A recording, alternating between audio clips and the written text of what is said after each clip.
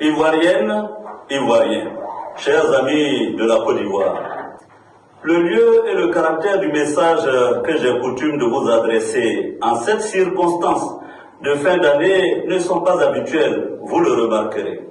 La destinée certainement m'y contraint et malgré le mal-être qui m'est... Je compte comme une dette d'honneur à l'endroit de ces nombreux Ivoiriens qui m'ont toujours fait confiance. Ce, depuis que la cause de notre pays a bien voulu me confier quelques responsabilités importantes. Permettez-moi, avant de poursuivre mon propos, de dire toute ma reconnaissance à certains chefs d'État africains, mes aînés, qui m'ont appelé non seulement pour s'enquérir de mon état d'esprit, mais aussi pour me recommander de la retenue, de la pondération et de la tolérance. Je prends en compte leurs conseils, cependant, il m'apparaît incontournable de porter quelques vérités. Chers compatriotes, le 31 décembre, c'est connu, est l'occasion de faire le bilan de l'année qui expire autant que le prétexte de nourrir une espérance pour la nouvelle année. J'y vois le moment de jeter un regard rétrospectif qui doit conduire à tracer les perspectives du nouvel an qui s'annonce. L'année 2019 a été rude pour nombre d'entre nous.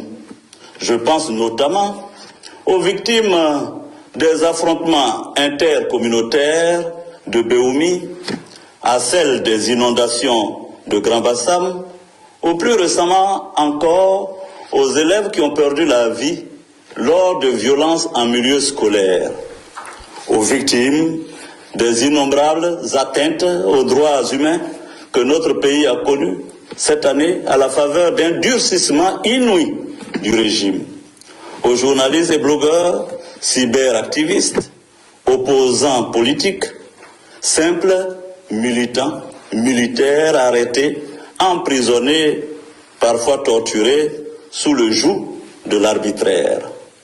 Je pense aussi aux familles de nos illustres compatriotes qui nous ont quittés cette année, de l'écrivain Bernard Radier au grand serviteur de l'État Charles Dibi Kofi, en passant par l'idole de toute une génération, un Didier On, dit DJ Arafat. Mes chers compatriotes, il est des heures graves dans l'histoire d'un peuple où sa sauvegarde tient dans sa capacité à discerner les périls auxquels sa marche le confronte. La nouvelle année 2020 qui s'annonce revêt à cet égard une importance particulière en ce qu'elle constitue l'échéance de l'élection du président de la République.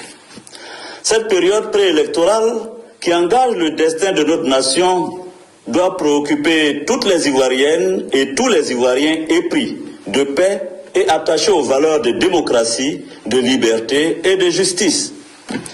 Étant acteur de la scène politique de notre pays depuis près d'un quart de siècle, il m'apparaît comme un devoir d'interpeller chacun de mes compatriotes sur la conjoncture sociopolitique des dernières semaines de l'année 2019, dont les dernières poussées laissent entrevoir des vents mauvais qui, si l'on y prend garde, risquent de compromettre durablement la réconciliation des Ivoiriens et conduire à une nouvelle déchirure nationale. Pour avoir refusé de m'associer au projet de confiscation du pouvoir d'État et partant de la démocratie que sous-tendait la création du RHDP unifié, M. Ouattara m'a demandé de renoncer le 8 février 2019 à mes fonctions de président de l'Assemblée nationale. Je l'ai fait en accord avec ma conscience d'homme libre, pour qui toute compromission signifierait un asservissement de ma dignité. Depuis lors, et vous en avez été témoin, je subis avec les miens, de façon encore plus violente, avec une hargne redoublée et une haine inexpliquée, de nombreuses attaques du régime, épuration de mes collaborateurs et compagnons de toutes les institutions de la République et entreprises d'État, harcèlement de mes partisans dans toutes les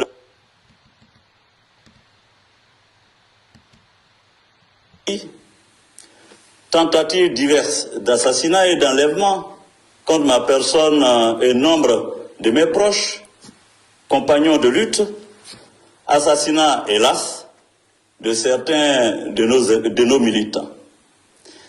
Si je partage avec vous ces violations non exhaustives, ce n'est ni pour pleurnicher, ni pour geindre sur notre sort, loin s'en faut, mais plutôt pour vous faire prendre conscience que ces attaques représentent à elles seules des entailles béantes dans la démocratie que nous avons tenté de construire pendant ces 3 dernières décennies. Si vous n'en êtes toujours pas convaincus, ajoutez-y toutes les répressions et autres violations que subit l'ensemble de l'opposition politique, notamment les membres du Parti démocratique de Côte d'Ivoire, PDCI, ainsi que du Front populaire ivoirien.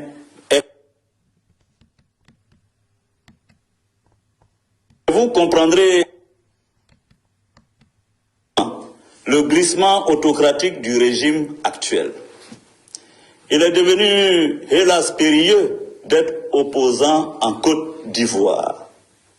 Ivoirienne, Ivoirien, comme vous l'aurez noté, après avoir opté pour la liberté plutôt que la compromission, j'ai aussitôt entrepris de proposer aux Ivoiriens un nouveau projet moderne, tourné vers le bien-être des populations, en initiant un mouvement citoyen dénommé Générations et Peuples solidaires. Les activités d'organisation, de promotion et d'implantation de GPS m'ont conduit, comme vous le savez, à effectuer une longue tournée européenne qui m'a tenu hors du pays 6 mois durant. En octobre dernier, j'officialisais ma candidature à la présidentielle d'octobre 2020. Dès lors, il s'agissait pour moi de rentrer au plus vite en Côte d'Ivoire pour lancer véritablement les activités de mon mouvement. Le 23 décembre 2019, l'avion qui me transportait dans mon pays a été empêché d'atterrir à Abidjan en raison d'un déploiement agressif des forces de défense et de sécurité, aussi bien dans l'enceinte de l'aéroport que sur l'ensemble de la ville, contraignant le pilote à dérouter l'appareil sur Accra, au Ghana. Aussitôt, les adhérents de GPS qui s'étaient mobilisés pour m'accueillir ont été pourchassés, dispersés et brutalisés. Les forces de police et de gendarmerie, appuyées par des forces parallèles encagoulées, ont investi le siège de GPS pour en arrêter les dirigeants. Dans le courant de la soirée, le gouvernement annonçait un mandat d'arrêt contre ma personne. Les motifs évoqués sont tentative d'atteinte à l'autorité de l'État et à l'intégrité du territoire national, détournement de deniers publics, recel et blanchiment de capitaux portant sur la somme de 1,5 milliard de francs CFA. Le bilan de la répression s'établit ainsi. 5 députés de la nation, dont un président de parti politique pour lequel l'immunité n'a point été levée, 2 présidents de partis politiques, des diplomates, des élus locaux, des adhérents et militants de GPS, et bien d'autres sympathisants et membres des partis politiques et mouvements de soutien, arrêtés aussi et jetés en prison.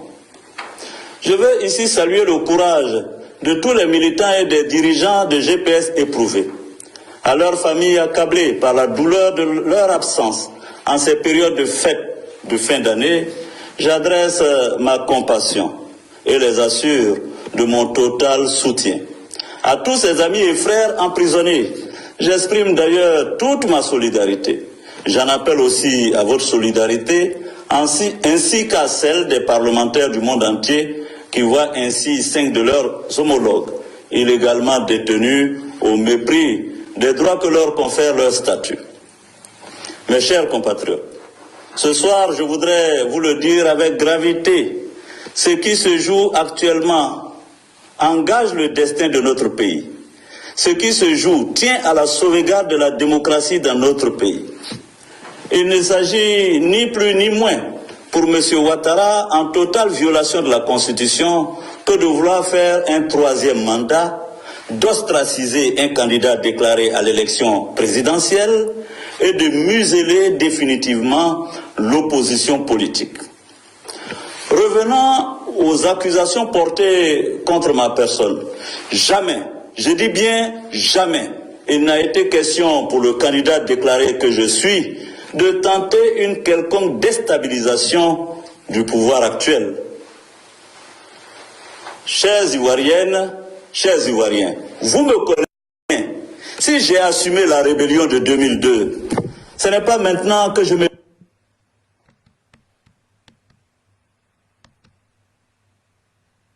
Cela relève des complots dignes des républiques bananières. L'enregistrement audio que le procureur d'Abidjan a maladroitement servi lors d'une conférence de presse le 26 décembre dernier est supposé m'incriminer à faire plouf. On aura noté qu'à la question d'un journaliste qui demandait des clarifications sur les circonstances de temps et de lieu de perpétration des faits, soi-disant de présomption d'atteinte à la sûreté de l'État, le procureur de la République a répondu « Bénin, je ne sais pas ». Au surplus, contrairement à ce que le procureur a affirmé dans sa déclaration liminaire, il ne s'agit pas de propos interceptés au cours d'une écoute téléphonique, mais plutôt d'une conversation qui date de 2017. En effet, à l'époque, alors que mes relations avec le président de la République commençaient à se distendre, je suis entrepris par un homme d'affaires au motif de me porter secours, selon ses porteurs, à la tentative d'assassinat serait l'objet de la part du régime d'Abidjan. Suspicieux, je pris la décision heureuse d'informer les services secrets d'un pays européen et des diplomates. Dès lors que nous nous sommes aperçus qu'il s'agissait d'une opération montée de toutes pièces depuis Abidjan, en accord avec les 10 services, nous y avons mis un terme. Mes avocats mettront à la disposition du public les échanges de correspondance qui font foi de ma sincérité. Du reste, j'ai évoqué en son temps la question avec le président de la République. Après vous avoir dit ceci, je vous laisse juge de la sincérité des deux versions qui vous sont servies en vous posant deux questions. 1.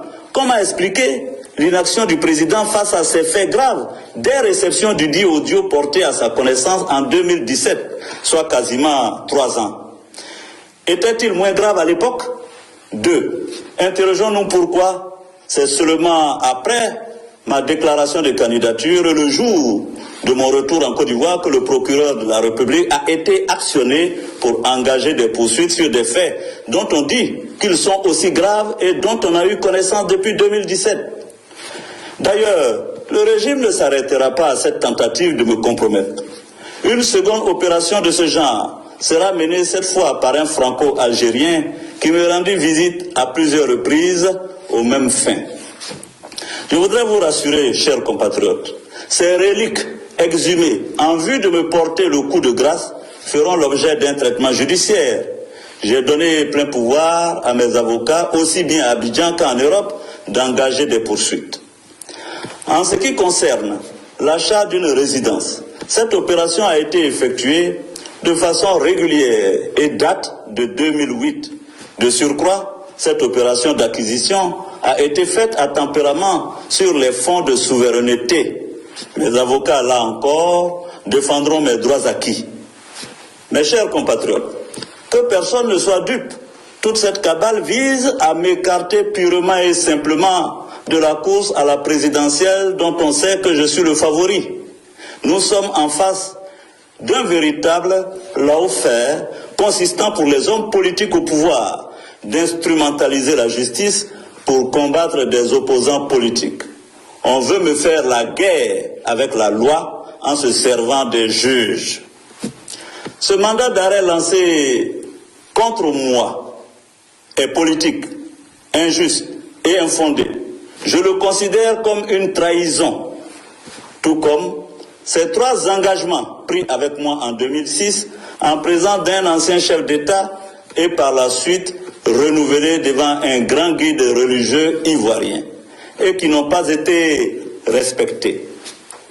Belle ironie de l'histoire, M. Ouattara lui-même, qui a été victime en 2000 de bannissement de sa candidature, se trouve aujourd'hui dans le rôle et la posture de celui qui veut bannir. Ivoirienne, Ivoirien, c'est à vous, peuple de Côte d'Ivoire, qu'il appartient de juger des mérites des uns et des autres.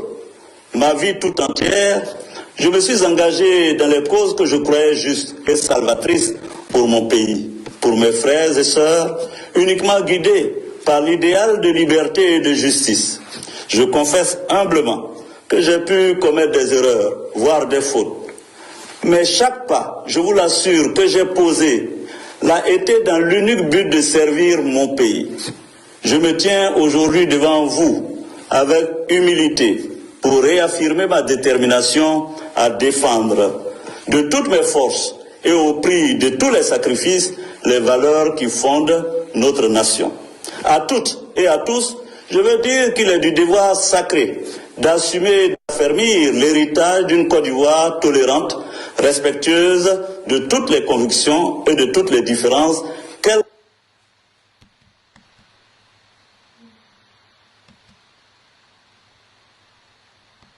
la cohésion de notre nation est à ce prix et se tisse de toutes les fibres de chacune et de chacun de ses filles et fils. Ne nous résignons pas à laisser ceux qui veulent nous inféoder engager la Côte d'Ivoire dans une voie qui ne peut que nous conduire à un sinistre où nous serons totalement dépouillés de liberté et de droits péniblement pourtant acquis. Cette année 2019 ne fut pas que sombre, fort heureusement. Ayant repris toute ma liberté envers les contraintes protocolaires de l'exercice du pouvoir, j'ai pu renouer pleinement avec les réalités ivoiriennes. Dès le mois de février 2019, je suis allé vivre dans les villages, campements, communes et sous-préfectures de l'intérieur de notre pays. Le quotidien de nos paysans, de nos mères, de nos frères, de nos sœurs, de très modestes, voire de très pauvres conditions. J'ai touché du doigt l'absence d'eau potable, de courant, de centres de santé, d'écoles, de sécurité, d'emploi, d'égalité et de justice. La plupart de nos...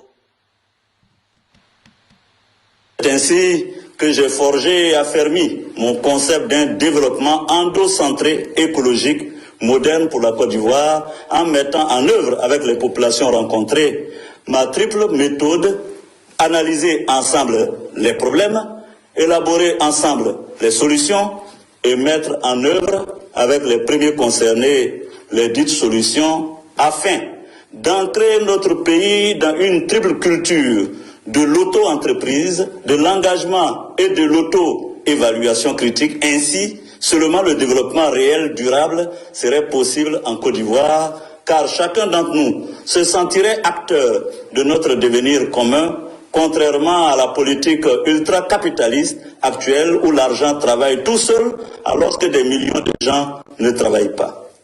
Chers compatriotes, je suis candidat à l'élection présidentielle d'octobre 2020 en Côte d'Ivoire. Je le réaffirme solennellement devant vous. N'en doutez pas. Ceux qui ont imaginé un seul instant que je négocierais ma candidature se sont trompés.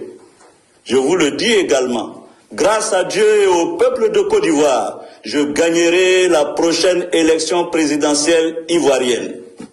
Je tire ma force et mon énergie de la proximité que j'ai avec mes compatriotes et de l'amour que chacun d'eux, au fond de son cœur, me porte. Mes chers compatriotes, dans un monde en mutation rapide, où la transformation profonde de nos sociétés s'accompagne d'une plus grande fragilité de notre environnement écologique et d'une interconnexion des crises économiques, sécuritaires, politiques, sociales, religieuses ou culturelles à l'échelle planétaire, je veux être le président de la République qui œuvrera sans discrimination pour toutes les Ivoiriennes et pour tous les Ivoiriens, y compris mes adversaires politiques de quelque temps que ce soit. Je veux être le président de la République qui relèvera le défi d'une Côte d'Ivoire réellement unie dans l'effort partagé, dans la connaissance valorisée, dans la dignité des personnes sacralisées et dans une vision d'avenir toujours plus affinée par la promotion de l'intelligence collective et des intelligences individuelles. Mon ambition de changer la Côte d'Ivoire n'est pas mue par la haine, mais par la rigueur et par la compassion nécessaires pour bâtir harmonieusement mon pays natal. Je veux être président de la République en gagnant démocratiquement l'élection future, fiers Ivoiriens, car c'est en pratiquant cette civilisation de la relation féconde, de l'ouverture à l'humain, que nous ferons advenir, je le crois, ardemment, la paix, l'amour et la joie. J'en appelle donc à chacune et à chacun d'entre vous, car la détresse collective qu'on nous impose aujourd'hui ne prospère que par la faiblesse de notre union.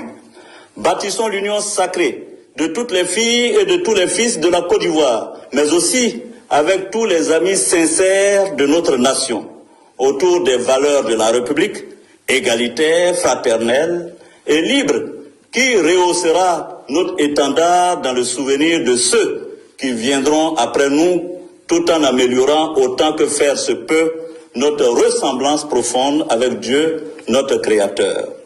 Je tiens à réitérer ici mon attachement à la paix et à la stabilité de mon pays. Durant toute la période de la longue crise que la Côte d'Ivoire a connue, j'ai toujours privilégié, et vous en êtes témoins, au prix même de ma vie, quelquefois, le dialogue et la paix. C'est grâce à cet engagement en faveur de la paix et de la réconciliation que nous avons réussi la réunification du territoire et l'organisation d'un processus électoral transparent et sans exclusion en 2010.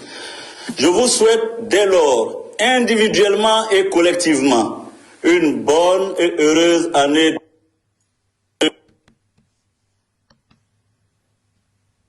Que la vie intense, la santé, la paix, la joie et l'amour règnent sur toutes nos terres de Côte d'Ivoire et que nous retrouvions une harmonie plus belle, plus vraie et radieuse que jamais auparavant dans notre histoire. Et tout ceci, vous le savez bien, dépend aussi et d'abord de nous-mêmes. Résistance citoyenne pacifique, élection inclusive, transparente, consensuelle et pacifique en 2020. Chers Ivoiriens, rassemblons-nous autour de notre intérêt commun. Je vous en conjure. C'est pourquoi je fais le vœu que 2020 soit le point de départ d'un nouvel élan qui tisse, par-delà nos différences, une alliance nouvelle des générations pour un peuple solidaire. Que Dieu nous bénisse et bénisse la Côte d'Ivoire. Dieu est amour. Je vous remercie.